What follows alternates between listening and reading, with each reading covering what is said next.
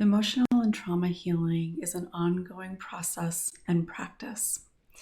And oftentimes, those practices can feel really challenging, exhausting, and even overwhelming.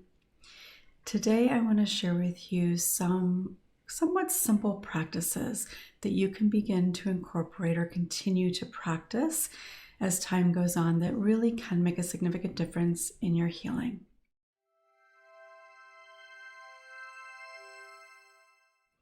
Welcome. I'm Peggy Oliveira. Thank you so much for joining me.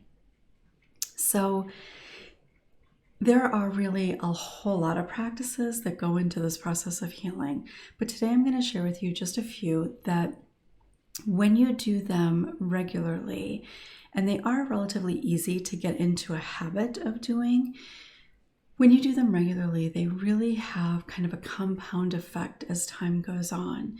In the beginning, when you first start, you may not notice any difference whatsoever. You may even notice feeling a little bit more stressed because you're thinking, here's something else I have to do.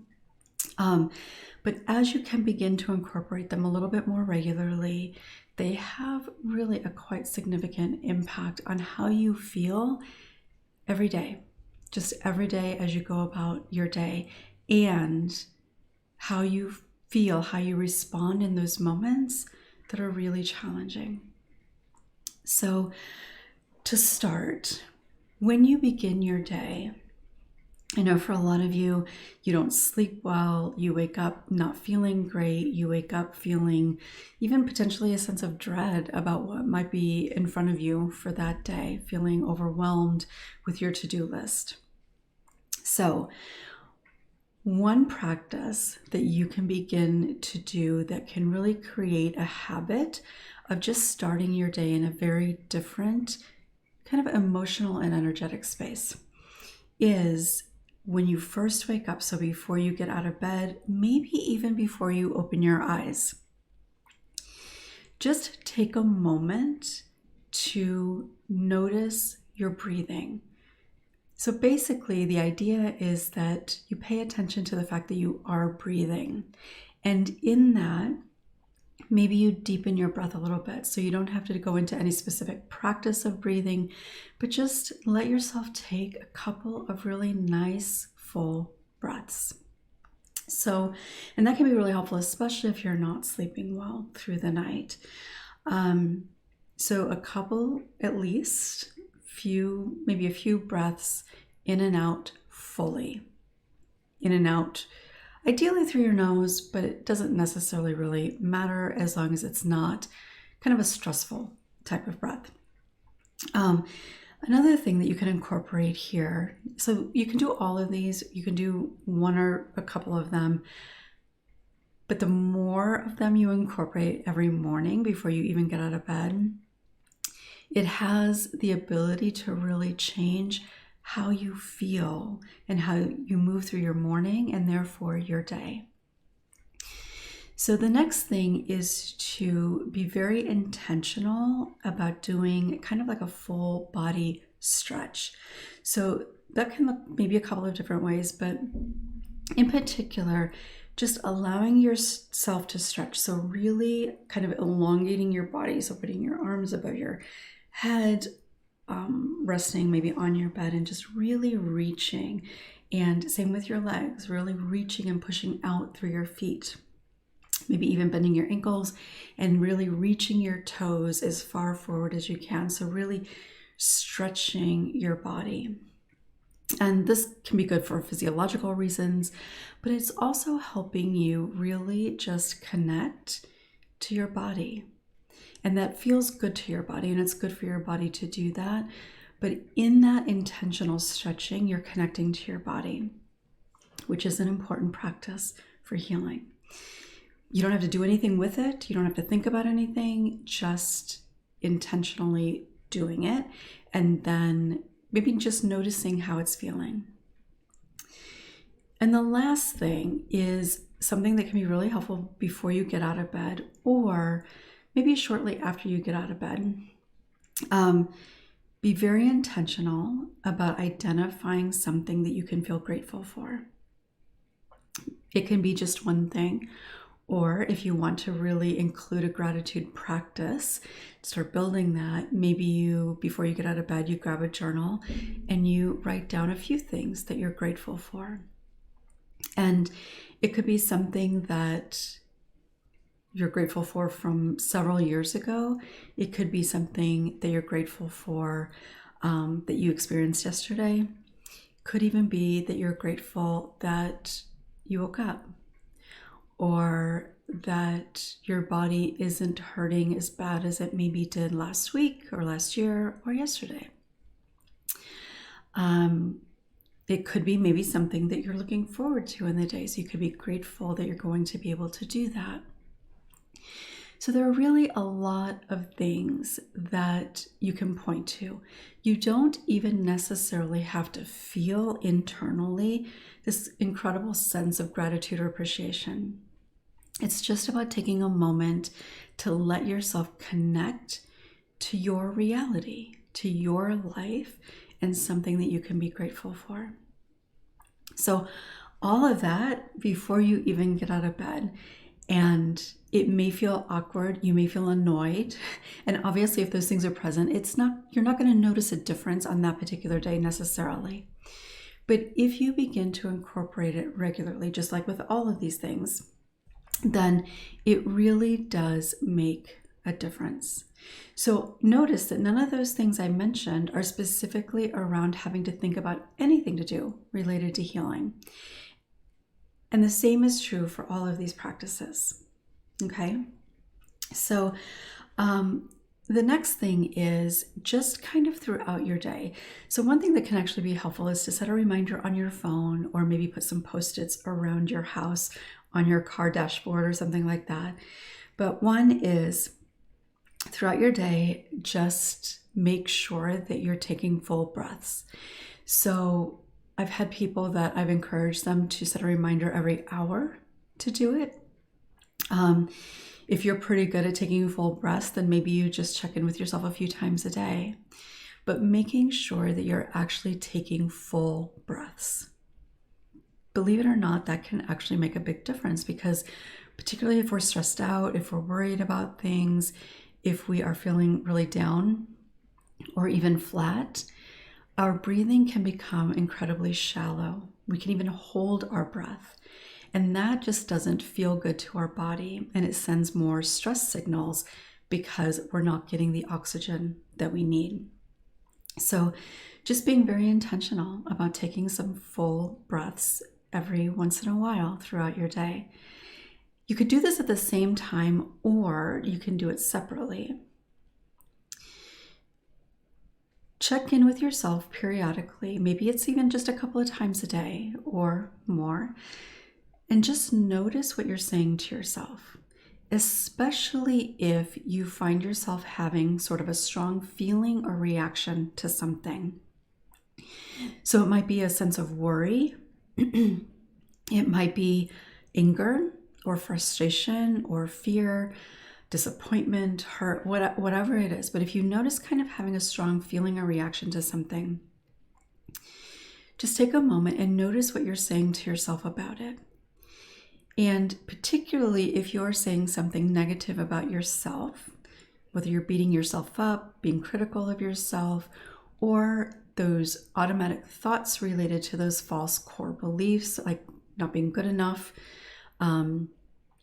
screwing up everything that you try to do in your life, whatever it is that you're saying to yourself that just obviously isn't going to feel good, try to first notice, and this is a practice, it's not necessarily very easy to do, but try to replace it. You don't have to believe it necessarily at this particular time, but try to replace it with something that is a little bit more kind, compassionate, understanding. And one way to think about it is, what would you say to somebody else who is saying those negative things to themselves? So if somebody that you care about was beating themselves up in that same way, or believing something about themselves like they were undeserving, what would you say to them in that moment? And practice, and this is why it's a practice, because it's not easy, practice saying that to yourself. So if you would say to somebody you care about, if they believe that they screw everything up, what would you say to them? My guess is something along the lines of, oh, that's so not true. I remember when you've done this, or I remember how incredible this was, or I was so glad that you did this, right? There's so many different things that you might say to that person. And so when you say to yourself, I'm such a screw up, practice saying something like that to yourself. Remember the time I actually did do this and I did it well. Or I remember that I got a lot of praise for this. Or is it really true that I screw everything up? And everybody makes mistakes. So there are a lot of different ways that you can approach that. And again, you don't necessarily have to fully buy into it in that moment. It's really about getting in the habit of noticing the thought and doing something to halt the energy of that thought. Because what happens is the energy of that thought and everything that it's creating internally, it's kind of like a freight train, and it builds on itself, right? It gains momentum. You think about this one thing, and then you're thinking about something else that reinforces that thought. Then you're thinking about all of the ways that you're just a horrible human being and nobody could ever love you. And right, one thing leads to the next. When you are able to notice a thought and take intentional action to stop it by coming up with different things to be saying to yourself that are more true, first of all, and helpful, it kind of halts that momentum, or at least slows it down so that you don't end up in that really difficult place. And again, the more you practice, the more benefit there is. And for a lot of people, whatever you're saying to yourself to try to stop that momentum, on some level, you're going to be saying to yourself, this is ridiculous. I don't believe this. Why would I want to say this to myself, right? And it's okay if you have those thoughts. Just try to stay focused on the helpful, compassionate, understanding thought that is there. And then distract yourself if needed and move on to something else, so you can kind of just stop how that plays out in that way. And of course, as you're doing that, if you're taking some full intentional breaths, that can be helpful too, because that helps calm your nervous system. And so really just getting in a habit of doing that kind of throughout the day. And again, especially if there is a really significant reaction or feeling about something. Another kind of simple thing that you can do, and it's much more simple in theory than it is in practice, but the more you do it, the easier it becomes, is thinking about how can you create an opportunity in your day for connection. And it doesn't have to be like a really deep, heavy conversation, not at all. It can be, if you're at work, it can be an opportunity to just go say hey to a coworker that you get along with, that you enjoy spending some time with, maybe over coffee in the break room or something, and you just create an opportunity to connect with somebody that you can feel a sense of ease with in some way. Now, some days that connection could be deep and heavy in terms of what you're sharing or what you're experiencing, but it doesn't have to be that. The idea is that you're just intentionally trying to create opportunities to do that on a fairly regular basis. So finding an opportunity once a day, maybe more, the more you practice, but even just once a day. So it could be a matter of just 30 seconds that you're spending with somebody, and it could be even connecting in a text message, but it's about being intentional about it. Also, and this one can be quite challenging for people that have experienced particularly physical or sexual trauma as a child, or in general, I suppose, is noticing throughout your day. So being intentional, again, maybe setting up a reminder, or maybe you do it at a particular time, like at the end of your workday or before you go to bed. So kind of incorporating into specific types of things that you're doing through your day time periods, is just checking in with your body and noticing what feels present. So if you're feeling some constriction, maybe a good stretch would be helpful. If you have been sitting for a long time and you notice that your back is hurting, maybe you get up and walk around a little bit. Maybe you, in that moment, you notice that you haven't given yourself a bathroom break in quite a while and you've needed to go for a while. Just go to the bathroom. Maybe you notice that you're thirsty. Get a drink. So it could look a lot of different ways. It's just about being, again, intentional. Noticing what's happening in your body, what does your body need, and then honoring it in the way that it needs. Because we tend to be very disconnected from our bodies. We tend to be really kind of disconnected from what we need in general. But the more that we can be intentional about connecting to our body in times when it's not just around healing things specifically, it can really make a big difference as we continue to move forward. And then lastly is creating opportunities for yourself to practice connecting with yourself and releasing things that aren't feeling good for you before you go to bed. And this can look some different ways. It could be that you journal what you want to release. In fact, I've created a journal specifically for that, to be able to release whether it's worries or your to-do list, guilt that you might be feeling, whatever it is, that you can release it before you try to go to sleep so that you have more spaciousness to allow yourself to rest peacefully. So writing it down can be good. It can also be just a mindful moment of saying to yourself, okay, I can let this go. I can set it aside, and it's safe to do that. So it's just, again, about being very deliberate and intentional about putting whatever it is to the side so that you can rest peacefully. And then another thing that you can incorporate there is, and this can be challenging a lot of times, but again, it's a practice, is being really deliberate about identifying something in your day that you can feel good about. So this is part of the nighttime before you go to bed type of thing. Just something in your day that you can feel good about. Now you might think to yourself, well, I don't feel good about anything I did today.